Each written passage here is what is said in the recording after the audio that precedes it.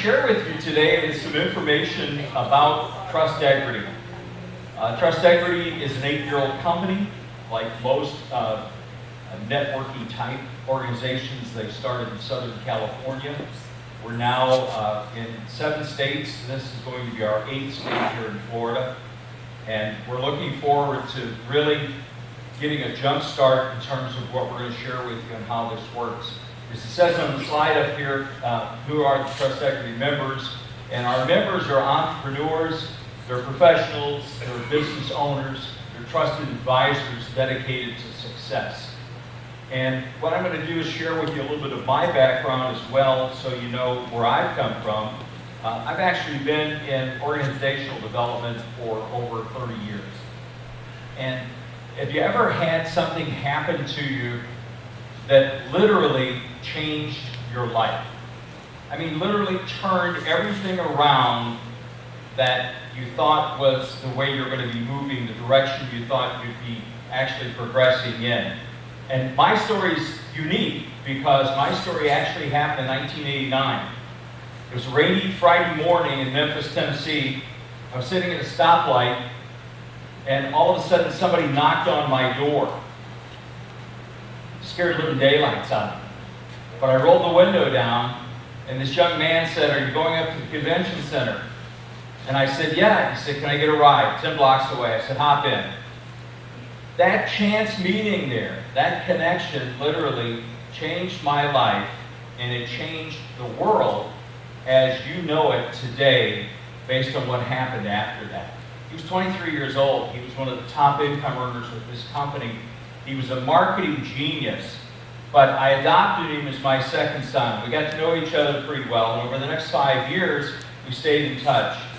And in 1994, he called me up. We're from St. Louis, Missouri originally. It was about 9:30 at night, and he said, "Mike," he said, "I've got something that I've got to tell you about." And he said, "I'm going to be in St. Louis," and he said, "We need to get together. I really need to share this with you. It's pretty important." I said, "When are you going to be in St. Louis?" He said, "Tonight." I said, "Dan, it's 9:30. He said, "Meet me at the airport." He said, "My plane gets in at 10:30. His plane got in at midnight.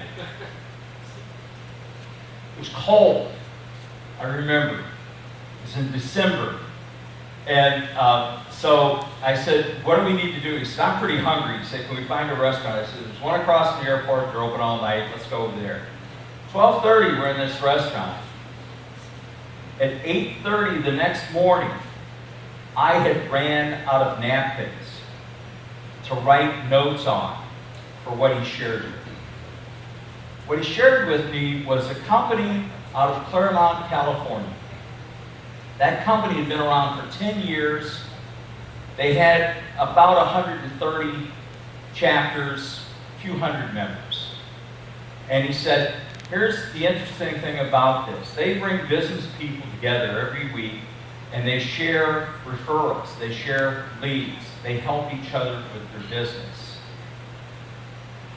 In 1995, I had the opportunity with this company to go to Canada. I met with 10 individuals in Canada. Those 10 individuals changed the world. The company, as you may or may not know now, is B&I International. Back then, they just called it the Business Network. I had an opportunity over the next 7 years to develop regions in Florida, Missouri, Illinois, California. Instrumentally, I had over 500 members, or 500 different chapters, if you will, with close to probably 2,500 members. But what we did with that organization is we took a vision and we changed the world. And over that period of time, they now have close to 75,000 members. They're in just about every country in the world. They meet weekly. The one thing that I always thought was missing was that they didn't have a tier 2 level. We had individuals from all different types of professions, all different types of categories. They would meet every week. We'd have a breakfast. We'd have an agenda. We'd go through 90 minutes. Everybody would get up and they'd leave.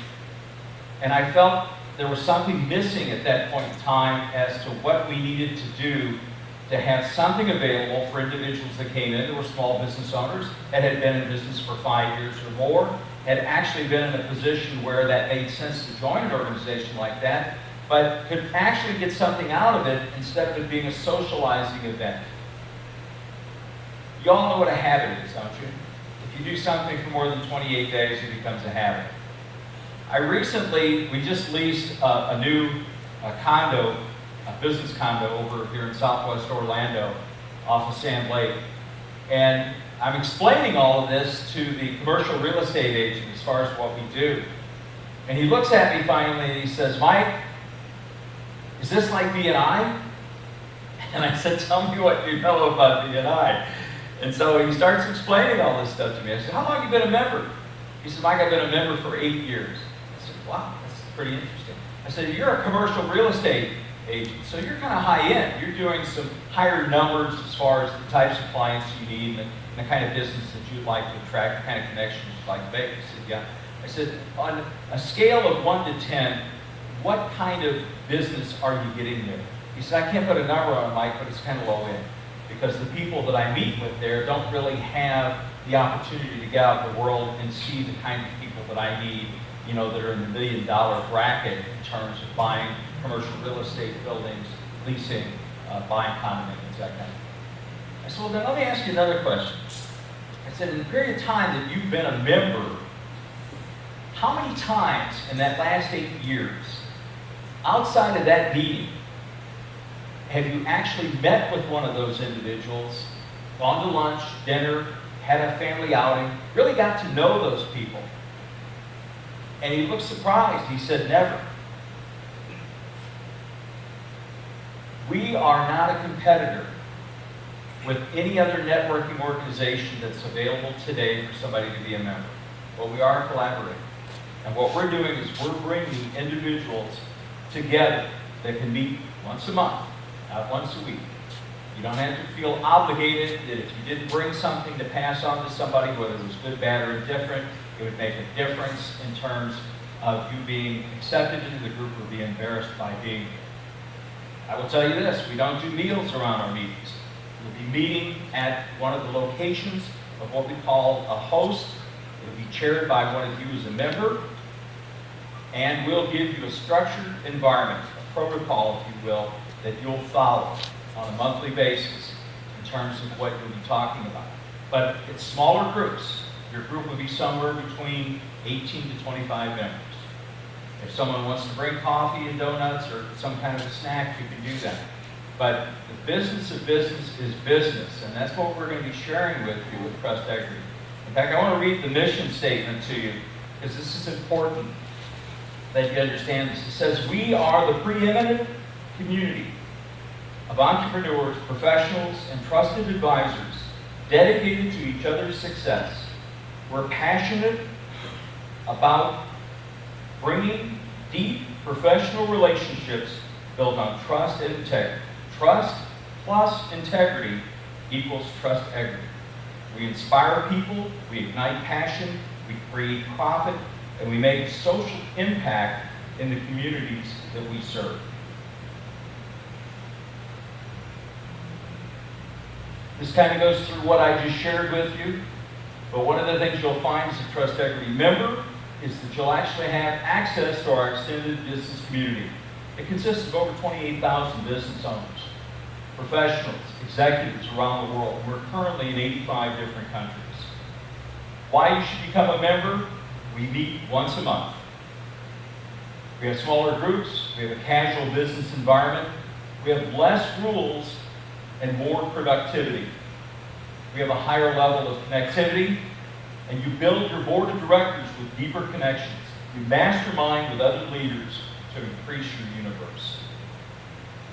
If you look at the foundational principles of organizational development, all organizations are built on 4 foundations: leadership, structure, policies and procedures, and 4 disciplines. One of the things that you're going to see with Trustegrity is that the leadership comes from you. We give you the roadmap, We give you the architectural design as to how to build it, but you will take and build those individual groups and connections with the people that you want in your organization. In the pack that I gave you today, there's hundreds of different professions that you'll see of the individuals that you'll want to choose as your members. But what you'll see as you go through that is that you'll find a small group of individuals that will meet what you're actually looking for. Because if I'm going to devote my time on a monthly basis, I'd like to meet with people that are like-minded like me, have the same objectives, the same goals, want to actually help each other. What you're going to see in your group is you'll actually get to know each other. You'll know about your families, you'll know about your friendships, you'll know about your hobbies, but you'll bring that together for a strong connectivity. And I'll give you an example. One of our groups in California, this just recently happened. It was phenomenal. There was an individual that had his own construction company and road building. We can relate to that now with all of the things that are going on here in Orlando with I-4. If you get on I-4 once a month like I do to go to Winter Park to get a haircut, it's like a brand new racetrack, so it's kind of fun, but it's challenging at the same time. But what they did was this individual had a contract that he had in California to build part of this highway system. The highway system was actually going to go into a neighboring state, and he wasn't licensed to do business in that state. It was a $4 million contract. Through his connections with Trustegrity, he was able to connect up with another individual that was licensed in that state, and they split a $4 million contract. How would he have been able to get that if he hadn't been with a group of trusted advisors, with somebody who knew somebody to be able to pass that on? By the way, just to share a side note with you, and I don't brag about this because it's fun for me to have been a part of this, but I'm actually a contributing author to a New York Times bestseller. It's called Masters of Networking. I wrote this over 20 years ago, and it's ironic because every once in a while I pick it up and I read it, and it kind of brings back a refresher to me.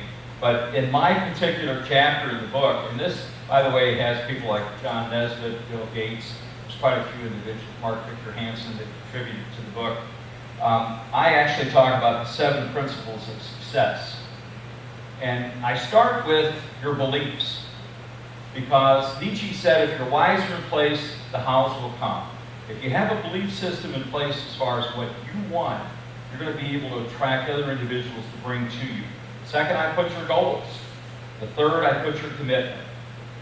And I'll give you my definition of commitment today, because some of you may or may not have heard this before. But commitment is doing the thing you said you would do long after the feeling you said it in has left you.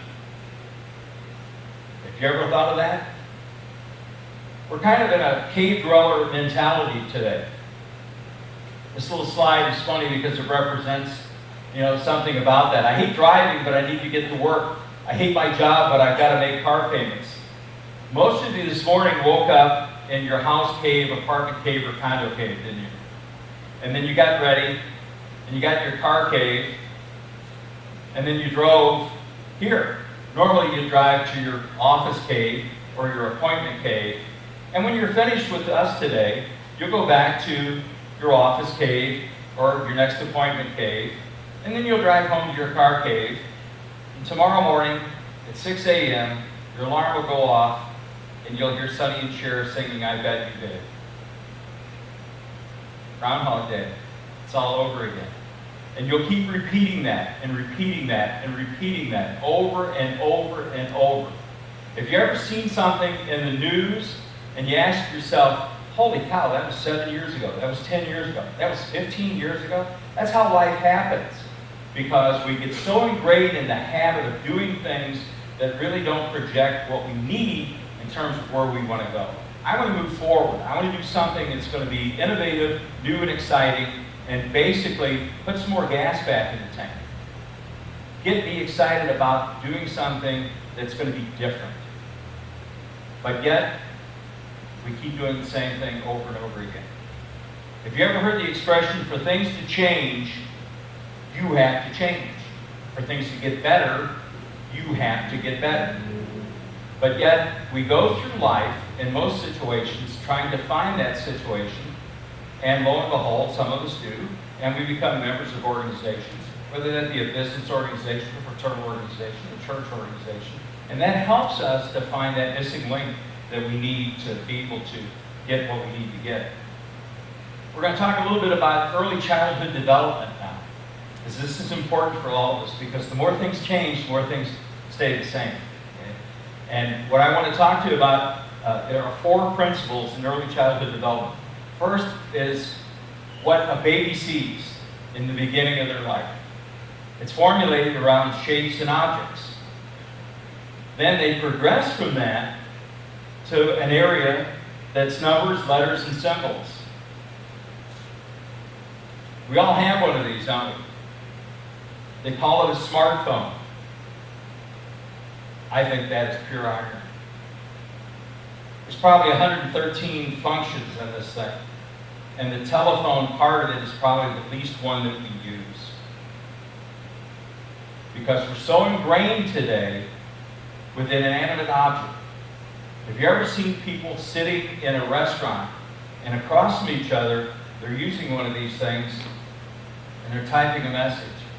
I always laugh when I see that because I ask myself, are they actually texting somebody else or are they texting each other? I'm serious. You ever been in your house and your spouse or someone texts you for something and you're in the house? They're 50 feet away from you and they're texting you. So as we talk about our habits that we develop as children, and we work around shapes and objects, and we work around numbers and letters and symbols, the next thing that comes into play is words and ideas, because that's what formulates our personality. And the last portion of all of that, believe it or not, is feelings and actions. Recently at the Super Bowl, they had a commercial. I got a big kick out of it because it said, "Where is Alexa?" We spend more time talking to inanimate conical spheres, asking them questions, than we do actually communicating with each other.